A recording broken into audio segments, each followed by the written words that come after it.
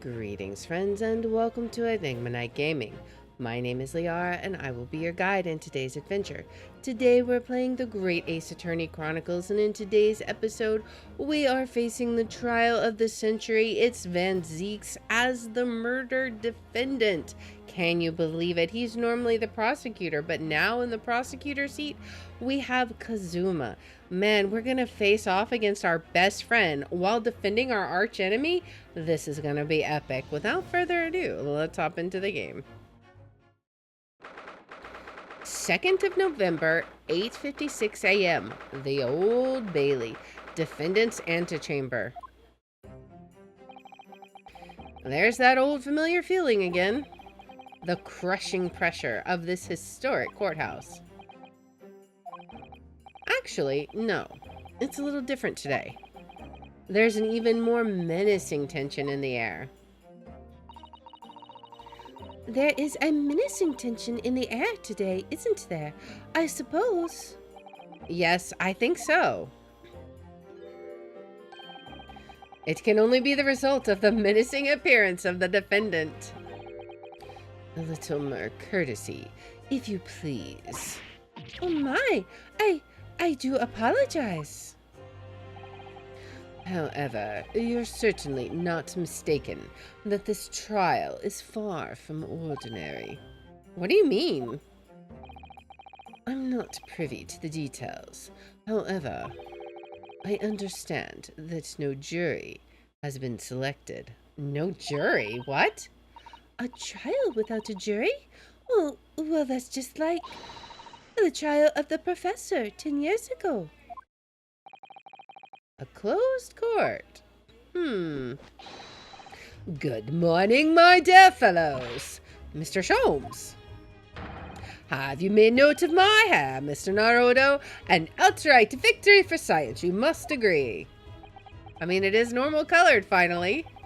To be perfectly honest, so much happened yesterday that, well, I completely forgot about your little hair problem. Ha! What to one man is a little hair problem, is to another a day of drinking dubious potion after dubious potion. You have no idea how my stomach ails me this morning. I mean, my guy. Oh dear, how awful for you. I'm afraid you only have yourself to blame, Mr. Sholmes. And good morning to you, Mr. Reaper. I'm delighted to see you looking so full of vim. And I see London's celebrated great detective is as active as ever. Oh, you exaggerate, my dear fellow. Compared to my paltry engagements with a few trivial cases, the Reaper's overbearing presence is a far greater deterrent to the black roots of crime in our capital. I think that was a compliment. And whilst I may not agree with your methods, there is at least one point on which I would readily commend you. What an honor, and that would be your eye for good lawyer, sir. Mr. Sholmes. After all, behind this lawyer there's a very great mind, my own. Of course. What are you trying to say? I wish only to say that you should be prepared for quite a trial, Mr. Reaper. I mean, we are prepared for the trial of the century. It's going to be epic. Sorry to barge in. Who's speaking? Ah. Gina. What's that on her arm? Is a mourning band, I suppose? Father, shouldn't you be at the symposium? It's been postponed, so I have some free time. I decided to come along with the police inspector to see our country's up-and-coming student in action. Oh my. I shall be very interested to see the fruits of your studies over the past year. Well, it's an honor to have you here. Let's hope there are some fruits to see. Gina's not saying anything. No. Oh, yes, Gina? Why do you agree to this, eh? Why do you take him on? This Reaper book, everyone says it was him what killed the boss? I mean, we don't believe what everyone says. I'm sorry, Gina. But I just don't believe that. Well, if it weren't him, who was it? I don't know that yet. I mean, that's the way we work. We investigate in trial, don't you know? I don't care who calls him what. The Reaper's just a name. He's just a person at the end of the day. And if it turns out it was him what killed the boss, then God help him. Oh, man. Fiery eyes indeed. Yes, the culprit deserves every ounce of your loathing. Eh? At least that may be some solace to the deceased. We've crushed her heart. Oh, man. Oh, please, Odo. Get whoever did this. Forget for the boss. Oh, Gina. She's really, really upset. I hate feeling this useless, but there's nothing I can do. So you've got to find who done this and make the wretch pay. Counsel for the defense and the defendant. Court will be in session shortly. Make your way into the courtroom at once, please. All right, then. Here we go. Oh, boy. It's time, Mr. Naruhodo. Lord Van Zieks. Oh, man. This is going to be a crazy courtroom. One who lost his treasured brother to a mass murderer. One who lost his treasured father in a foreign court of law. And one who lost the man who helped her escape destitution. All that misfortune, all that pain, on course to collide headlong in this trial. It's time to shine a light on all these dark events. And whatever truth is revealed,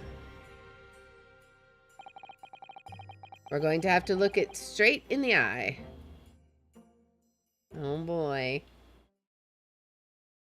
It's gonna be exciting.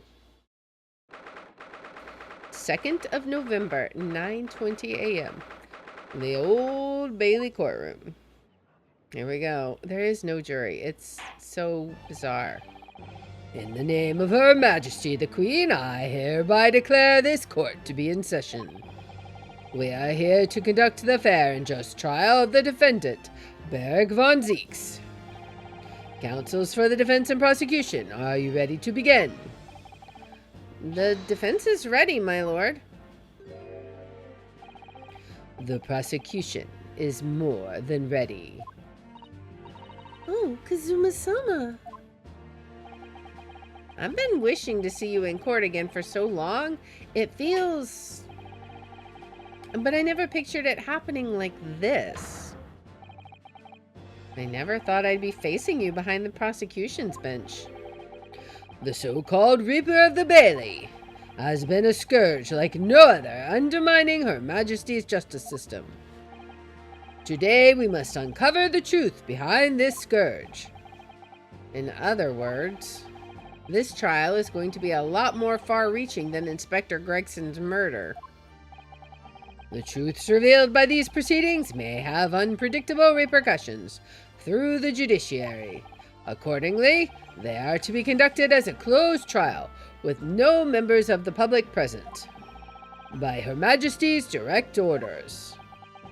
How will that work, my lord? The burden of all arbitration and adjudication falls on my shoulders. Therefore, as you will see, the jurors' bench shall remain vacant today. If no members of the public are present, might I ask who is currently occupying the gallery, my lord? They are members of the judiciary, here to witness proceedings and ensure an equitable trial. Members of the judiciary. Oh my, This is a very unusual trial already. There is, of course, another unprecedented aspect to these proceedings, on which I must elaborate. The counsels for the prosecution and the defense are both aliens of Great Britain. Yeah, they're both Japanese. I mean, we're running a court, not even being defended or prosecuted by anyone English. I believe it takes an outsider to see the truth sometimes. And as I stand here in this courtroom now, I'm quite certain. This is the reason why I had to come to Britain. Kazuma? Very well, let us commence proceedings. Prosecutor Ashogi, your opening statement, if you please. Certainly, my lord. The incident took place on 1st November at just after 5 o'clock in the afternoon. The location was a building of flats on Fresno Street on the outskirts of the city. The victim's body was discovered there in an old single-room rental property. Yes, Inspector Tobias Gregson, a name known very well indeed to this court. Not least for his miraculous resolution of one of this country's grimmest cases 10 years ago. The Professor case. How sure are you about the time of the incident? Several witnesses on the street outside heard the gunshot, and all have reported the same time. Yes, that's what Gina told us too. There were a number of witnesses. I have here a plan of the room. The victim was found curled up in one corner. It's believed that he was shot from the front at point-blank range and died instantly. How has the range been determined? There were scorch marks around the entry wound. Such marks are caused by the gunpowder used to fire the bullet.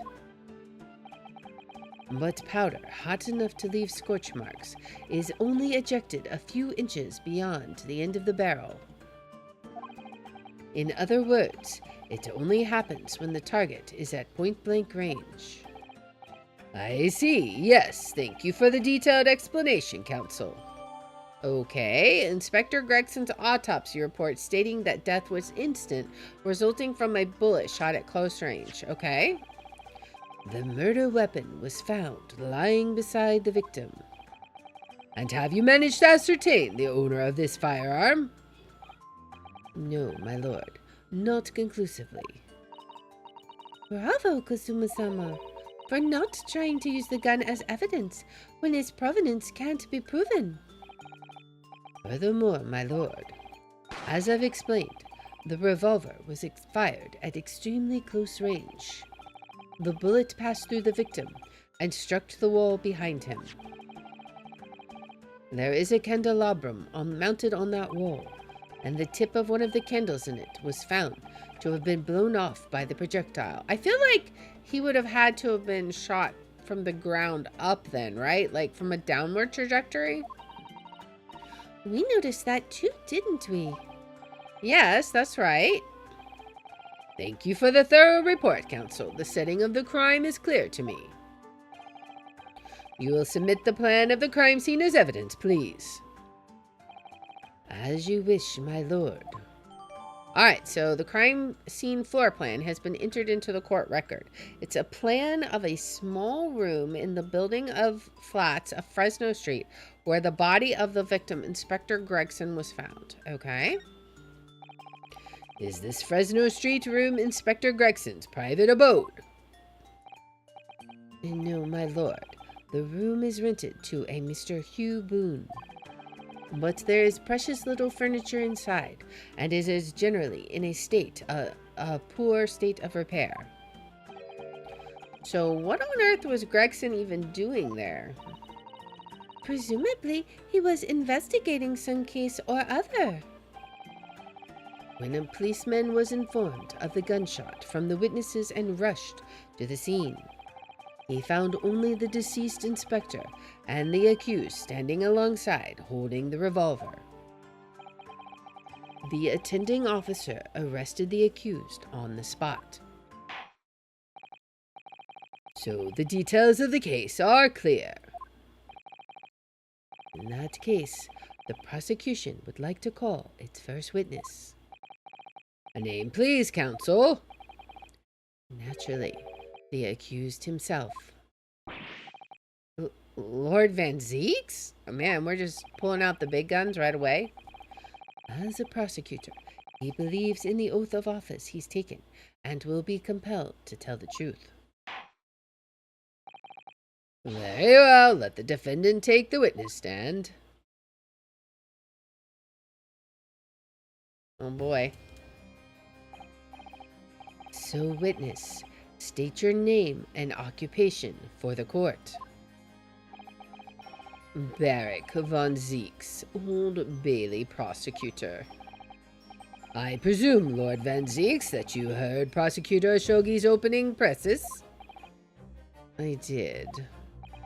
It is alleged that you were found at the scene of the crime, and that you were arrested by the arriving police officer.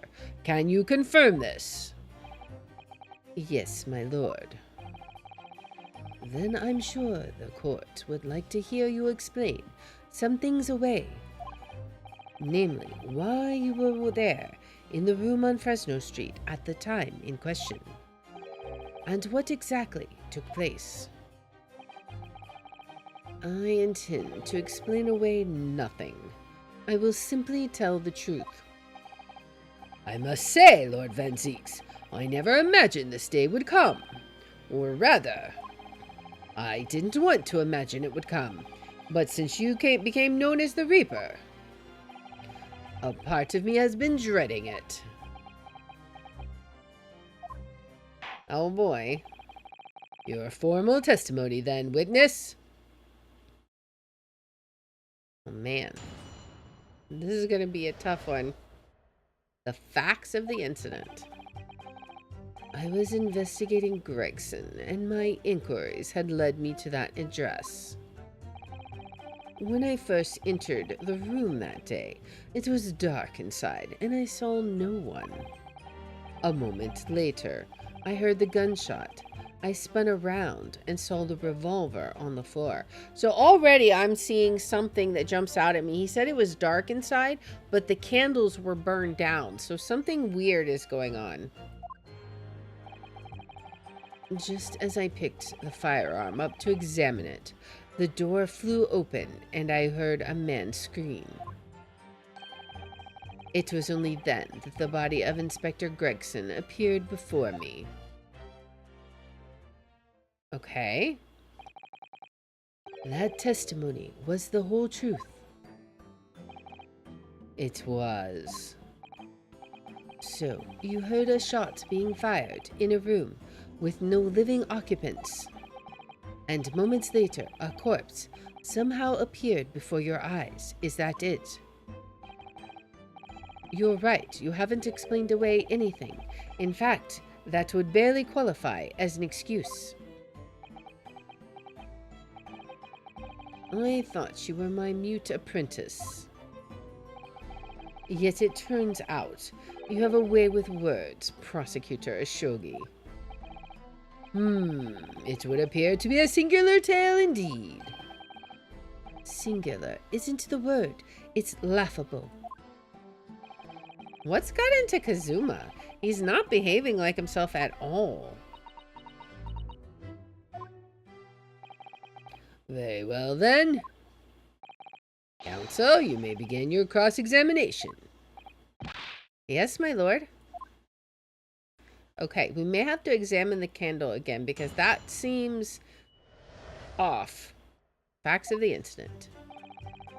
I was investigating Gregson, and my inquiries had led me to that address. You were investigating the inspector? What on earth for? I'm not at liberty to say. Sorry? I'd identified a distinct possibility that Gregson was involved in a case I was investigating. Regrettably, though, he was killed before I could secure the proof I needed. Is the court to understand, then, that on the day in question, you followed the victim to the scene? No, I was privy to his movements in advance. How? I stole into his office in the yard and consulted his diary. The address on Fresno Street was noted in the 5 p.m. entry. You illegally entered the man's office. In Japan, that alone would constitute a very serious offense. As it does in Great Britain, I assure you. Is that not the case, Lord Van Zieks? I was aware of the possible consequences. So, in summary, you were investigating the victim. And yet, you refused to tell the court why. I didn't realize British prosecutors enjoyed such freedom to choose what to divulge under oath. Ugh, why did I ever think I could defend this man? I don't know what we were thinking. When I first entered into the room that day, it was dark inside and I saw no one. That statement stands out to me. Had you ever been to the address before? No, never. I only learnt of the place as a result of my investigations into Gregson's activities. There was no light inside when I entered, so it was all but impossible to make out anything. But at 5 p.m., the sun would only have just gone down. It would still have been reasonably light outside. The room has a window, but it was boarded shut. Very little light found its way into the room from outside, so it was extremely murky inside. I wouldn't have noticed if the victim was already lying on the floor. There was no artificial light in the room, you say? You're quite sure? I'm quite sure that the part of the room where the body was found was very dark. That's very weird. I have a feeling there was a small oil lamp burning on the desk, though I couldn't say for certain. Look, Mr. Naruhodo. Yeah, because he's right next to that candle. There is a small desk in the room just here. Yes, I remember, and there was an oil lamp on it, as well as the framed photograph. When I entered the room, I closed the door behind me and started towards the desk to investigate. And what did you find? Nothing. I never actually reached the desk. Oh boy. A moment later, I heard the gunshot. I spun around and saw the revolver on the floor. Hold it! So, who fired the gun? I have no idea. I didn't see anybody else in the room. But you say it was very dark in there. Yes, that's right. All I can tell you is I didn't sense another's presence. Ah, then could it be that the gunshot actually originated from somewhere outside the room? No, that's out of the question. Oh. Without doubt, the sound emanated from inside the room. I could smell the gunpowder. Ugh, this is going from bad to worse. And you say that's the point at which you noticed the revolver on the floor? Correct, and I foolishly picked it up. That was carelessness on my part. Presumably then the gunshot you heard came from the firearm that you somewhat hastily took in your hands. In point of fact, my lord, I believe it did not. What? The barrel of the revolver I picked up was cold, and there was no smell of spent powder. But then where on earth was the gun? Whilst I would like to oblige you with an answer. I'm afraid I can't. I, too, would dearly like to know that. Ugh. So, apparently, whoever did this took the gun with them. Just as I picked the firearm up to examine it, the door flew open and I heard a man scream. Hold it! A man, you say? One of the witnesses, I presume? That's right. One of the street merchants working on Fresno Street. Who are these merchants? A number of them had set up their stalls directly beneath the boarded window of the crime scene. A match seller, a newsmonger, and a peddler. They've all given statements saying they heard the gunshot. And without thought of danger, they ran inside to see what had happened. Yes, Gina told us about that yesterday, didn't she? They burst through the door with some force, it would seem. They did, and almost gave me a heart attack in the process.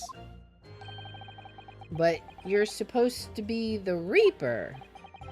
The first man to come in immediately noticed the revolver in my hand and fled. A policeman patrolling on Fresno Street heard the commotion and was able to arrest the accused shortly after the incident occurred. Anyway, the man's scream drew my attention in that direction. It was only then that the body of Inspector Gregson appeared before me. What do you mean by that? In what way did the body appear? I honestly can't explain it, but it's the truth. As far as I was concerned, the body hadn't been there until that point, and then suddenly, there it was. Did you perhaps hear the sound of the victim falling to the ground just beforehand? At that moment, what I heard was the sound of the door flying open and the scream of the man who came inside first, nothing more. I see. After the man fled, I examined the body. I was stunned to find that it was Gregson. Most curious circumstances indeed. How the inspector was killed, or how his body seemed to appear out of nowhere, I have no idea. Objection! Surely the court has heard enough. My lord, the cross-examination has clearly revealed that the accused, Barrick van Zieks, is lying on multiple fronts. Oh, what? What is that supposed to mean? Good gracious, counsel! The defendant is lying, you say? In his testimony just now, he claims that he failed to notice the victim's body because the room was dark. That's correct. No, that's impossible. As proven by this candelabrum. Oh, he's bringing the evidence that we were thinking of, man. How does that prove anything?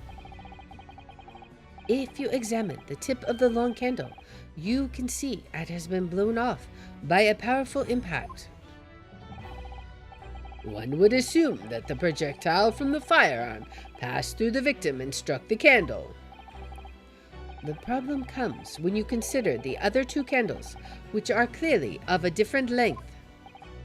Yes, I can see that only the candle that appears to have been struck by the bullet is long. We could reasonably expect someone to have lit all three candles together, which begs the question of why only one has ended up longer than the others. That must be because of that particular candle was extinguished when the others were still burning. Ah, now Rohinasiki sees it. That's right. When the candle was hit by the bullet, it obviously went out. But the other two candles would still have been burning, so the fact is, The victim's body would have been illuminated by the light still thrown by the candelabrum.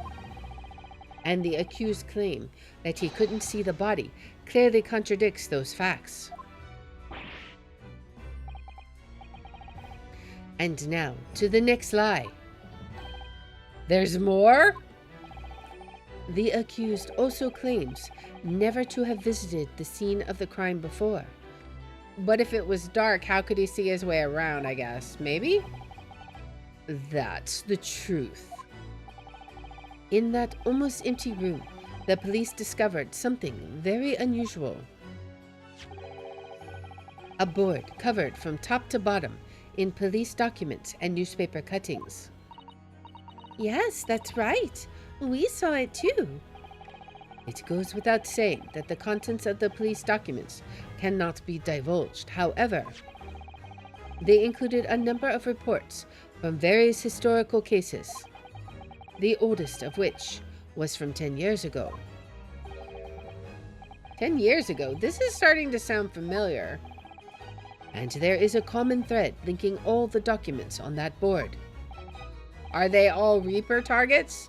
Indeed, what is this common thread, Counsel? They all relate to cases prosecuted in court by Beric van Zieks. Was Gregson the Reaper? I wonder? All of them? And furthermore, all those cases are ones in which the defendant was acquitted. Good Lord! Interestingly, none of those defendants are alive today, because all of them have been sent to their graves by the Reaper. Ah! Oh no! In short, that dingy little room is the Reaper's secret hideout and his base of operations. That may be so. The Reaper's hideout? But that doesn't necessarily mean it's Van Zieks. And yet, the Reaper would claim never to have been to his own secret hideout. No one would believe that. No, the truth is, we've been looking at this backwards. Backwards? Explain, Counsel. Inspector Gregson was investigating the identity of the Reaper. When he discovered the location of the man's secret hideout, he was killed. As I'm sure everyone can imagine, by the Reaper's hand. That's not how the Reaper works, though. What? Something's not right here. That's a lot of make stuff up as. Order, order, order! Very well, I hereby state the current opinion of the court. Beric van Zieks is an outstanding prosecutor who has rendered great service to his country. However, it is with deep regret that I must concur with Prosecutor Ashogi's contention that the defendant's testimony exhibits a number of stark inconsistencies with known facts. All I have done is state the truth as I know it. Zuma's done a brilliant job as ever. He's drawing on his own experience as a defense attorney to build his prosecution case, and it's formidable. Counsel, you will submit the board that you just showed the court as evidence. I believe it to be fundamental in establishing the facts surrounding the Reaper's existence. Thank you, my lord.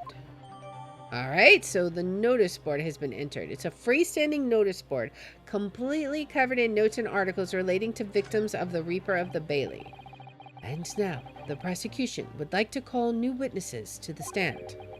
Witnesses who saw events unfold on the day in question. They were mentioned in the previous testimony too, if you remember.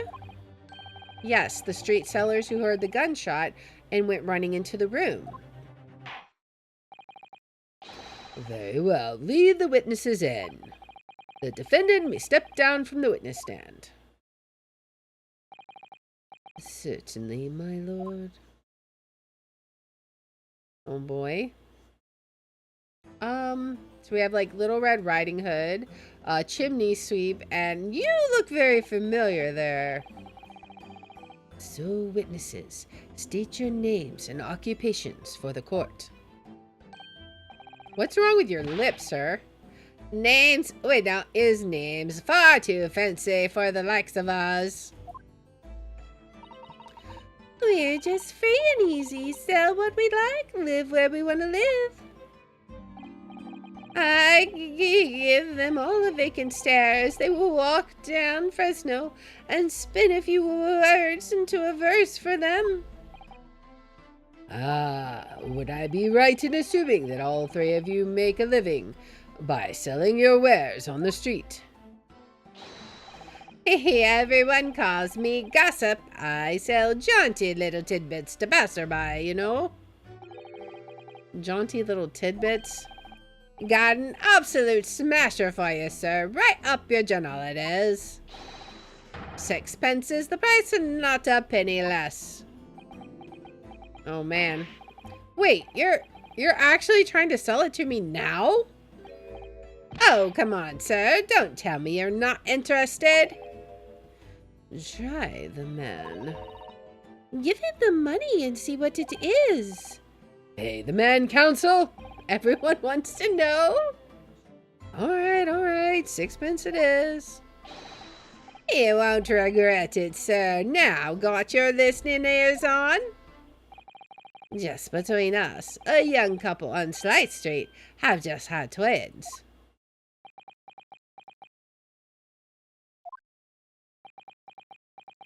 Wow. He's like, what am I supposed to do with that?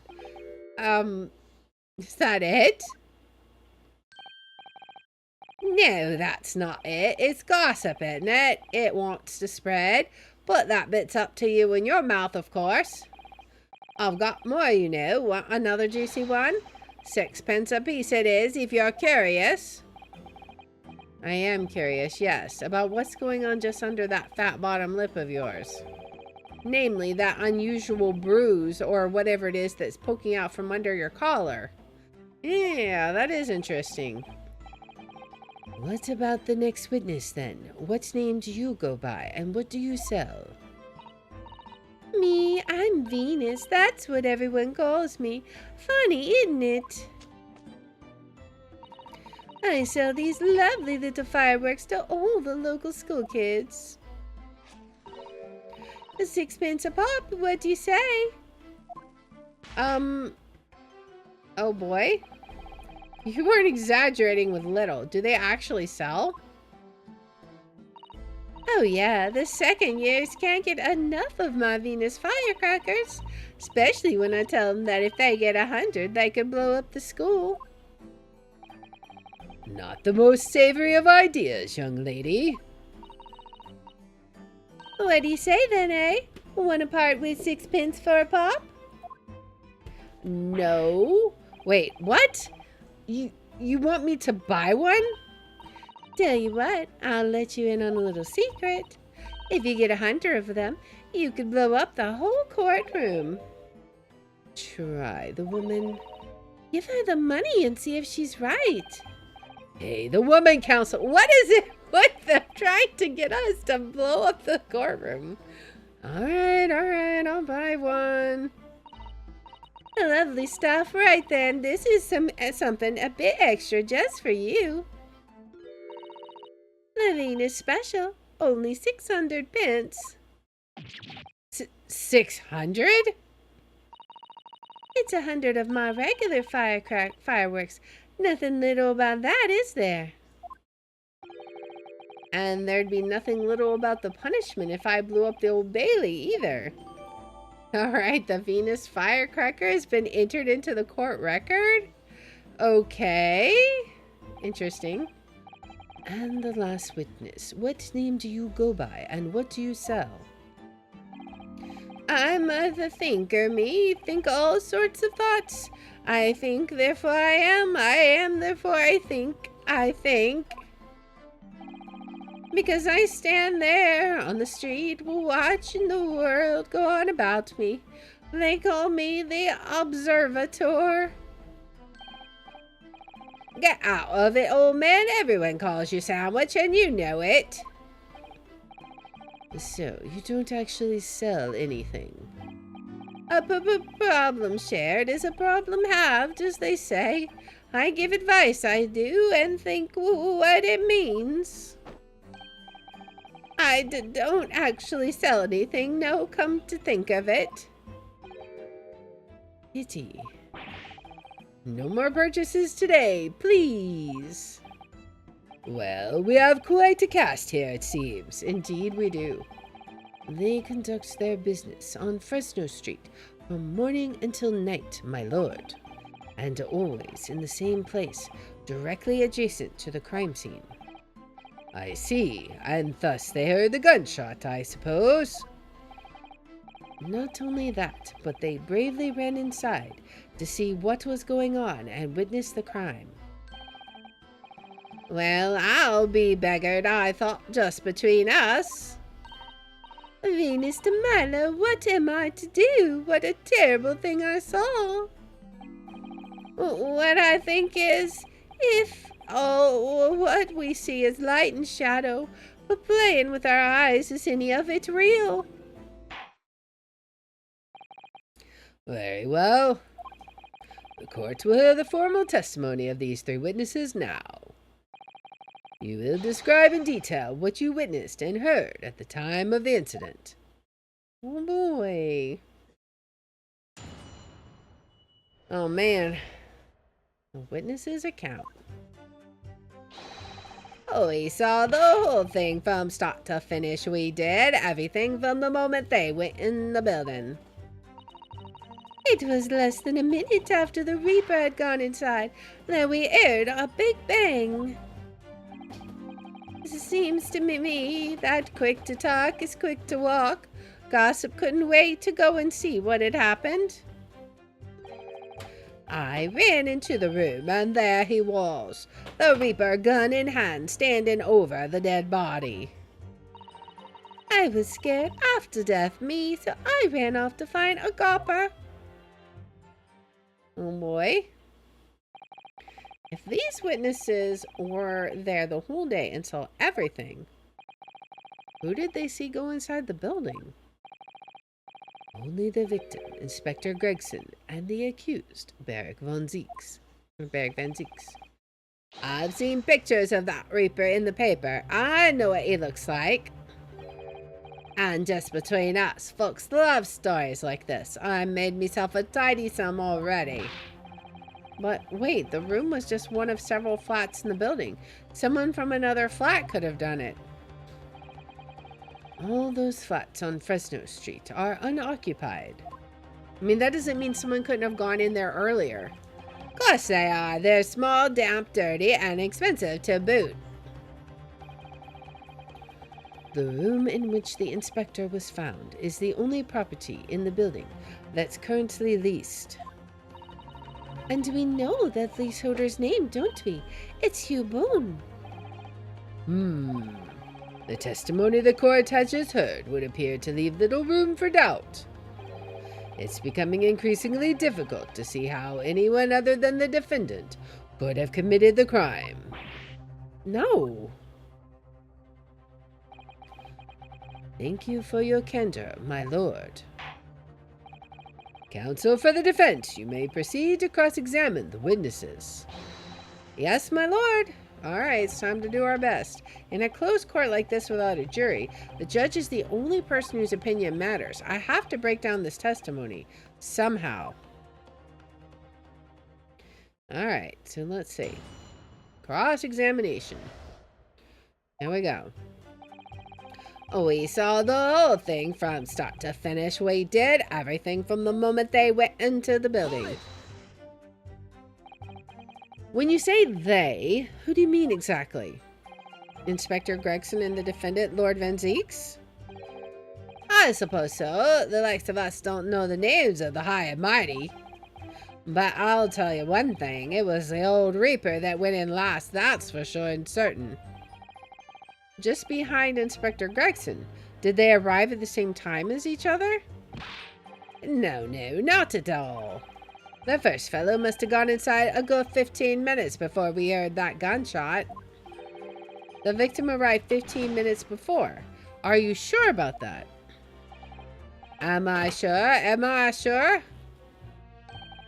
Does it seem likely I'd have forgotten a fellow with bright red hair like that, does it? Yeah, his hair were really red, weren't it? Redder than my flaming fireworks, even. That fiery red mop still burnt on the inside of my eyelids, it is. So Gregson was wearing the wig. Wait a minute, you're saying the man was a redhead? Weren't you listening, chum? Aye, it was a redhead. He had a big trunk with him as well. There was no trunk there. But Inspector Gregson's hair isn't red, not by any stretch of the imagination. It seems likely that the person you saw wasn't in fact Inspector Gregson at all, but some other third party. No, I hate to break it to you, but the witnesses are correct. What? Just have a look at this photograph of the victim taken at the scene. Yes, that's Inspector Gregson, all right. And a red hairpiece. Ah, of course. We saw one on the floor when we investigated the scene, didn't we? I still refuse to believe Inspector Gregson wore a hairpiece, though. So then why on earth would he have been wearing something like that? The color does seem to suit the man, one might say. The photograph will be submitted as evidence, please, counsel. Okay, we've got a lot of evidence to look at, man. And what became of the trunk that the red-headed victim was supposedly carrying? I was informed that no trunk was found at the scene. That's exactly my point. Somebody took it. So it just disappeared. What? Do you expect us to be have been watching the building every second, do ya? We definitely saw him in the dock going in, though. No question about that. It was less than a minute after the Reaper had gone inside that we all heard a big bang. Hold it! By which presumably you mean the gunshot. I sell these little things, don't I? How would I know what a gunshot sounds like? But I've always thought it probably sounds a little bit like this, doesn't it? And you say that you heard the noise almost as soon as you saw the defendant here enter the building. What if it wasn't a gunshot at all? What if it was the firecracker? That's right. It was almost straight away. Bang, it went just like that. Well, he's the Reaper, isn't he? It's what the French call a fait accompli. When the Reaper's around, people are going in the ground. I mean, that's what he does, isn't it? I think we get the message. The Reaper couldn't allow the inspector to live after he discovered his secret hideout. There can be no clearer motive for the crime. Yes. It's certainly an eminently credible motive. Great! And at that point, you ran inside. Is that correct? Seems to me that quick to talk is quick to walk. Gossip couldn't wait to go and see what had happened. Hold it! So, when Gossip ran to see what had happened, did you go too? Well, I'm a bit hampered, you see. All the signs are that I can't move very well. You were away behind, presumably, with that sandwich board around your neck and that big sign in your hand. What a great burden you bear. Pardon me for asking, Mr. Sandwich, but is it possible you and I have met before? Yeah, I think so. I'm not anybody, me. The signs are what make me who I am now. I sign, therefore I am. So you weren't employed as an omnibus driver just under a year ago then? He's shaking violently now. I might be mistaken, but I believe his trembling has intensified, Mr. Naruto. Yes, I agree. He's clearly been through a lot. Turn down Henry Street and the Black Widower's Arms is just there. Oh dear, you've made him hide behind his sign. Life is full of surprises. Oh boy. I ran into the room and there he was, the Reaper, gun in hand, standing over the dead body. So then you were the first person to arrive on the scene, is that right? I was. Kicked the door open like a professional, I did, and yelled out, "What's going off here?" Lord Van Zieks claims all he heard was a man scream, though. And was it dark inside the room? No, not dark at all. There were candles burning on the wall. Really? And there was a fella collapsed on the floor. Just between us is the first thing I noticed when I got inside. Ah, I see. Even though Lord Van Zieks claims not to have seen any such lights on the wall. The next thing I noticed was someone standing right beside the body. The accused, Berg Van Zieks. That's right, the pale-faced Reaper himself. I was a little shocked, I won't deny it, but I'm no lily-livered coward. I stood my ground and gave that Reaper a cold, hard stare myself. You have something to say about that? Do you have something to add, Mr. Sandwich? There's really nothing to me. Empty in the head I am. Just 2 slices with no middle. So I don't know what you could want with me. I think that maybe you just remembered something. Having heard Mr. Gossip's last statement, I mean. Oh, what I think is, we're all nothings, really. We tried to dress ourselves up as something else, but at the end of the day, we're all just street sellers. That's enough out of you, Sandwich. Keep your trap shut. Unless you want us to make you into a real sandwich. When he saw the Reaper, he fell clean over on his backside. That's it. Oh, you rotten beggar. I told you to keep that a secret. He screamed, he did. Screamed and scrambled off on all fours. That's all I wanted to say. So he's clarifying that what Van Zieks said is true. Mr. Gossip, is this true? The floor was dead slippery, that's why. Planted my head in a filthy pool of blood, didn't I? Yuck. What? A pool of blood? But listen here, even when I was sprawled on the floor, I still kept giving that Reaper a cold hard stare, and don't you forget it. Let's go back a little. Did you say you got blood on your hand? I did. Happens to the best of us at times, doesn't it? So I was scared, so I slipped over. We can keep it between us, can we?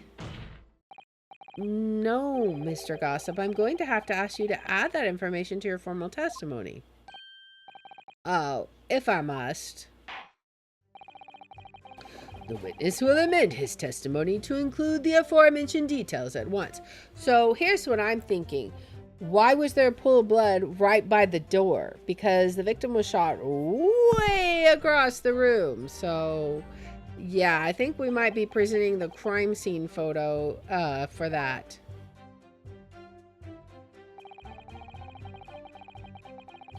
I slipped over and got blood on my hand, so I quickly wiped it off on the floor. Let's press him on that. You wiped your hand on the floor.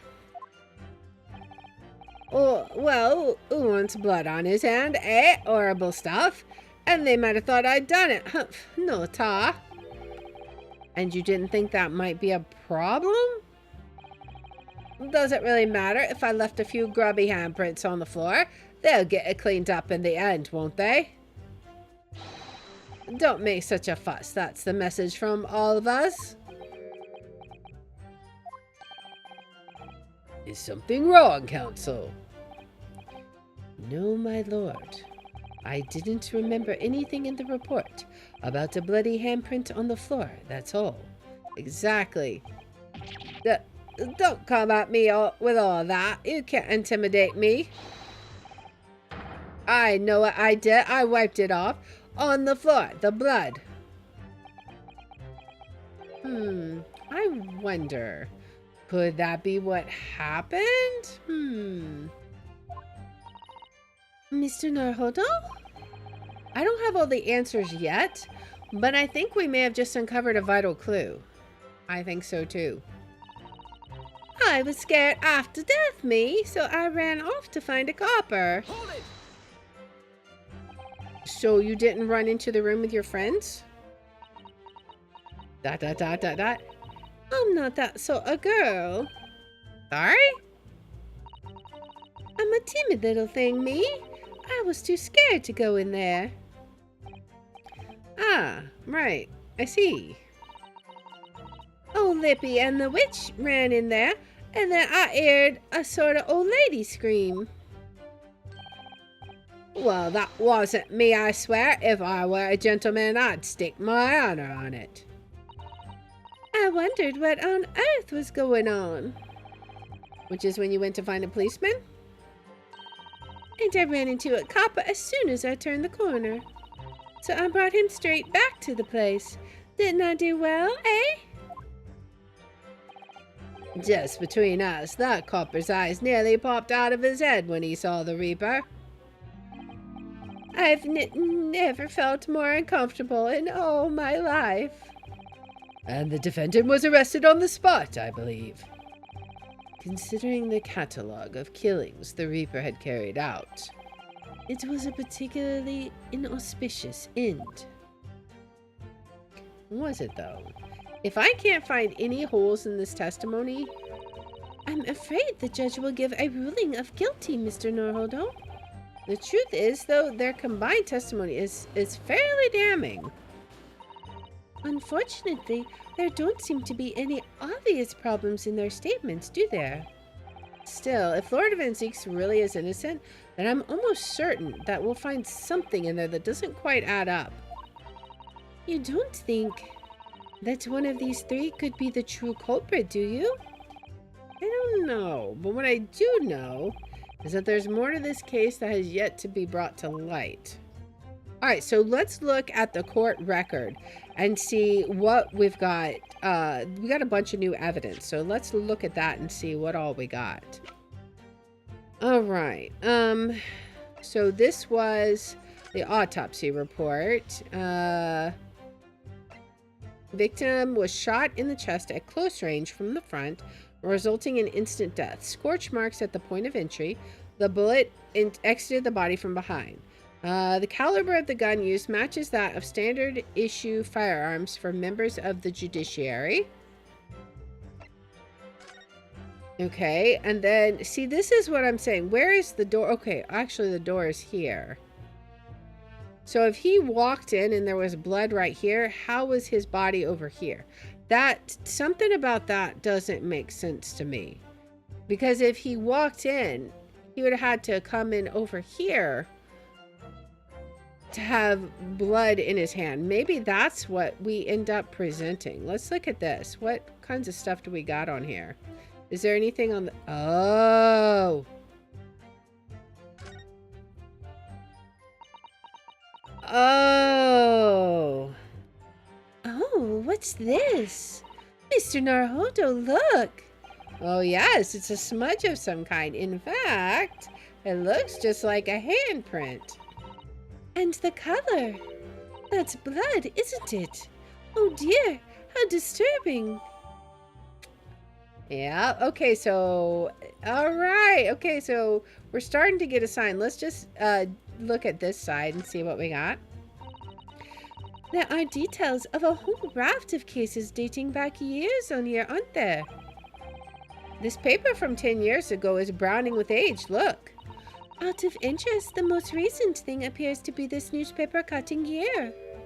Oh, it's the same Red-Headed League advertisement that Mr. Sholmes had picked out. And do you remember? There was a red hairpiece at the scene too.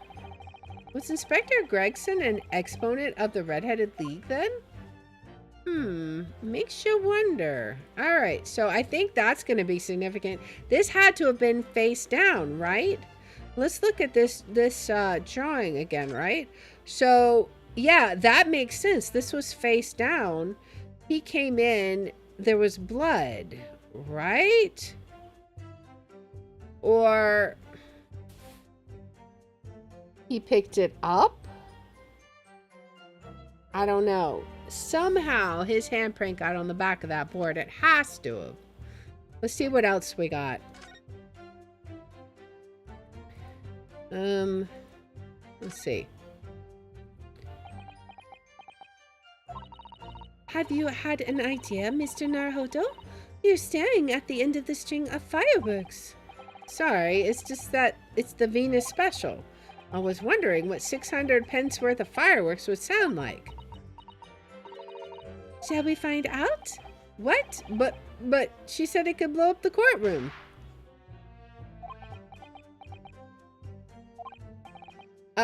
Alright. That was a fairly sizable bang.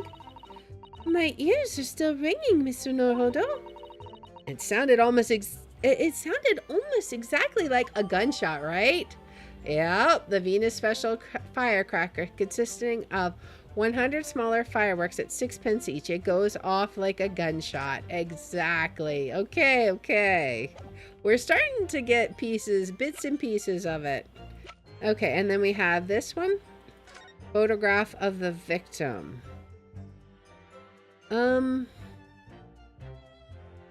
So he would have had to fall in here, right? I don't know, something's weird. I slipped over and got blood on my hand, so I quickly wiped it off on the floor. Did you, though? Did you? Objection. So you wiped off the blood from your hand on the floor of the room. Are you quite sure about that? Well, what else do you expect me to have done, eh? Does it really matter? Objection. The police found no such handprint on the floor during their investigations. What exactly is the defense asserting? If you listen, you'll find out, Prosecutor Ashogi. Oh man. Certainly, there was no bloody handprint found on the floor. What are you trying to say? There was a handprint of blood left very clearly at the scene. On the back of this notice board.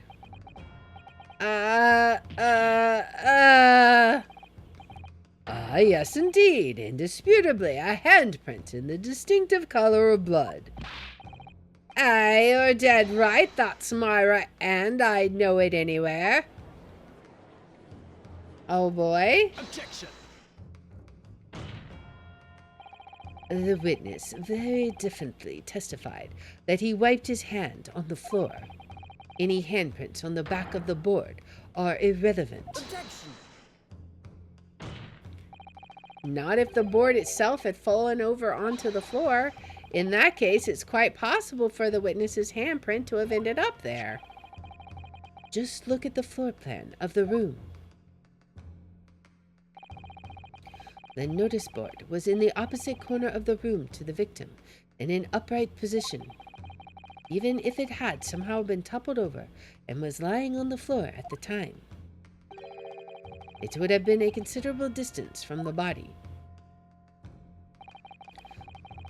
I fell over when I came across the body, so I was basically right next to the corpse, not on the other side of the room.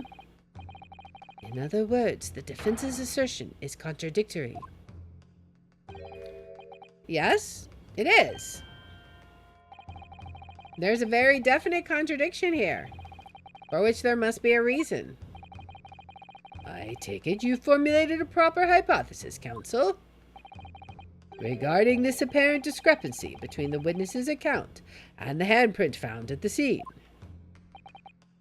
I have, my lord. Was the board wasn't originally in that corner? This discrepancy between the witness's account and the location of the handprint is explained by the board moving, right? The real contradiction here is the handprint itself, not where it was found. As the court can see, it's upside down. Good gracious, so it is. If the witness had put his hand against the board, the finger should be pointing upwards. What does that tell us? It tells one simple fact. When this handprint was made, the board must have been lying on the floor as I previously suggested, which means that after the incident, it must have been moved. What? Exactly. Somebody moved it, set the crime scene.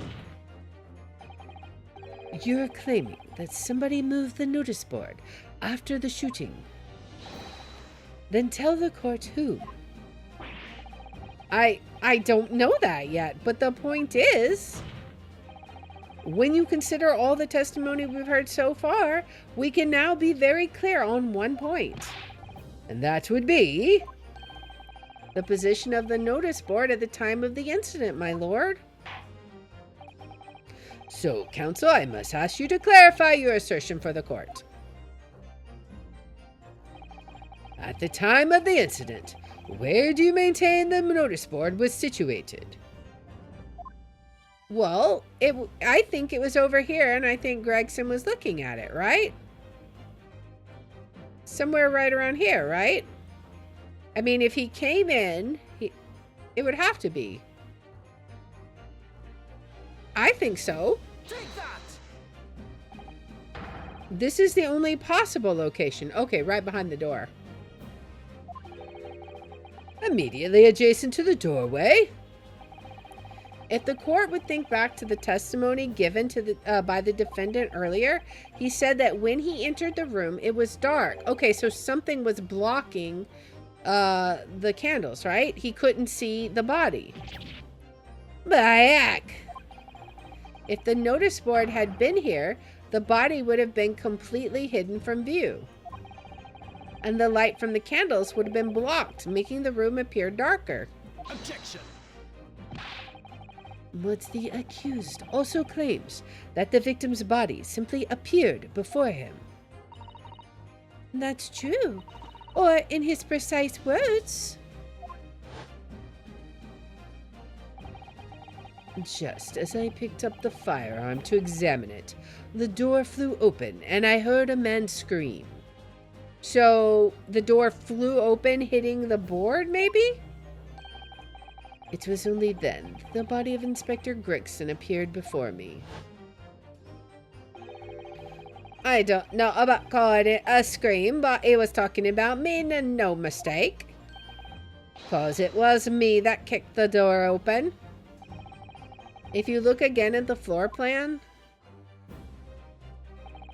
consider what would have happened if the door to the room was thrown open with force. That can't. The door struck the notice board, knocking it over and making the victim's body visible. Good gracious! My client has told nothing but the truth. He has simply described what he saw. Oh man. Order! Counsel, how has this not come to light before now? After the incident, someone must have righted the board and moved it into the position where the police, myself, and my colleagues saw it when investigating the room. Witness, what do you have to say for yourself?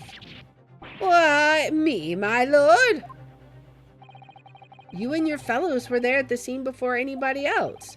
It goes without saying that you must know something about the position of the notice board. The witnesses in the stand will testify again. You will each explain exactly what you did upon arriving at the scene of the crime. Stop looking over your glasses at me. I get the message.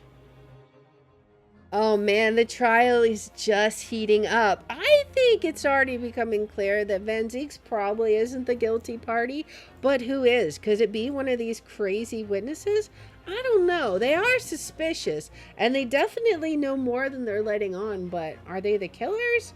I don't know. Well, we'll find out more in the next episode. So if you like this kind of content, please make sure to like, subscribe, follow, share, all that good stuff. If you want to watch live, we're on Twitch at twitch.tv/LeR27. I have my schedule posted in the about and in the description. And if you want to see which games we're playing each day, I post them on x.com/LeR27. And I hope you join me in the next one. Until then, guys, bye.